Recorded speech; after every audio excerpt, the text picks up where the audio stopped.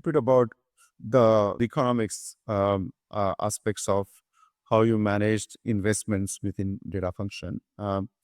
Now, historically, like many other IT functions, most of the initial investments in data functions have been project-based. To be honest, in most of the organizations, that still is the case. But as you see, some of the more mature organizations where the data functions are more mature, they started embarking the new approaches of building data products, for example, and they're having more product-based investment approach, not necessarily project-based. Using most of the organizations will eventually put that way into certified and well-defined data products and product investments and funding products instead of funding individual projects to deliver into categories. Look, that's an interesting one as well, because I think, as you rightly said, that traditional funding model has been getting challenged over the last 2-3 years, increasingly so, and we're seeing similar to what I was speaking about, the HR function kind of evolving and aligning with how things are moving. We're also seeing the finance function similarly aligning and adapting to the new way of working and how best they can support the business and technology and data teams to achieve their outcomes. So I think that there's still a role for project funding in some cases. So it's as an example, where you're replacing a major platform or you're building a completely new capability that's across the enterprise, and especially if there is a strategic investment involved, I think that there's probably still a role for whether you call it project or an initiative-based funding, purely from the perspective of being able to monitor the achievement of business benefits and make sure that we're making the right decisions and controlling some of that spend. However, more and more, as I think you were referring to as well, the funding model seems to be evolving towards product funding. However, it's not just simply product funding. I would call it. It's more around funding the teams that we were speaking about. So if we speak about building end-to-end teams, so I think what we seem to be evolving towards is having funded teams in place, which are driving business outcomes based on business priorities.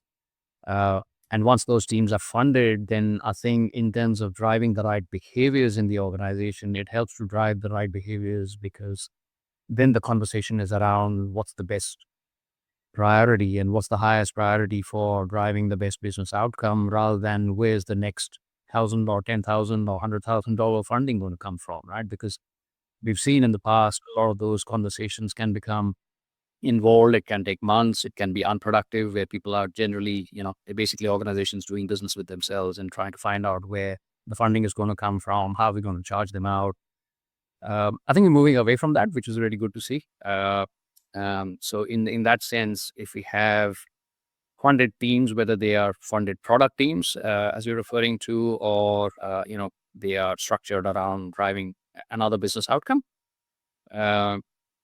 I think that's probably going to be more and more what we will see going forward, unless there's a major strategic initiative that is being implemented, which I think, by the nature of the amount of investment that the board is making, they would probably like to see some amount of control and reporting back on how much spend is being approved to deliver what outcome, and whether the business benefits are being realized or not. So I think it's probably going to be a mix, but we'll see less and less of project funding as we move forward.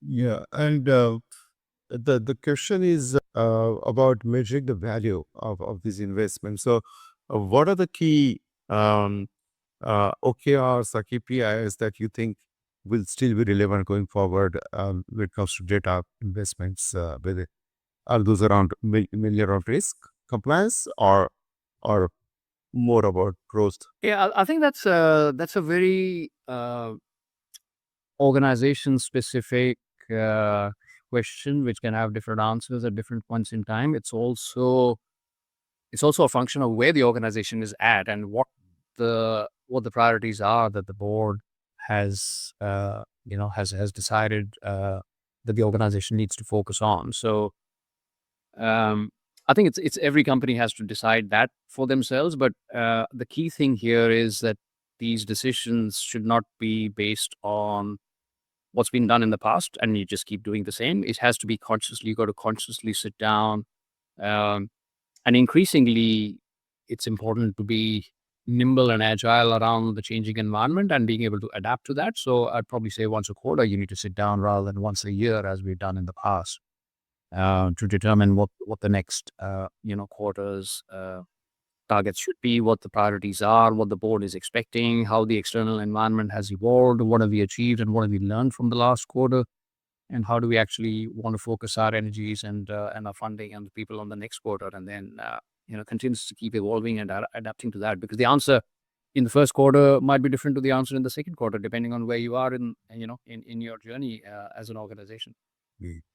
Let's shift our focus on the next area which I wanted to explore with you. That is around the data governance, right? And of course, nowadays trust has become a very important consideration at the board level as well. Building customer trust and data governance, data in particular, plays a very significant role there. But at the same time, as organizations want to be more agile and more innovative and experimentative, how do you see the data governance as a function evolving, where they need to be accountable for certain standards, guardrails, etc., safety of the data, but at the same time allowing this to be more agile? Yeah, so I think the way we look at traditionally, I think if you had asked that question maybe a year, 2 years back, the answer would have been more around what the data governance team should be doing and how they should be driving the governance and outcomes. I think increasingly now, as we've been discussing, the expectation is more and more that governance is built into how we do things rather than a separate function, which is responsible for that. So everyone is accountable for building governance into the way they operate, into the delivery functions,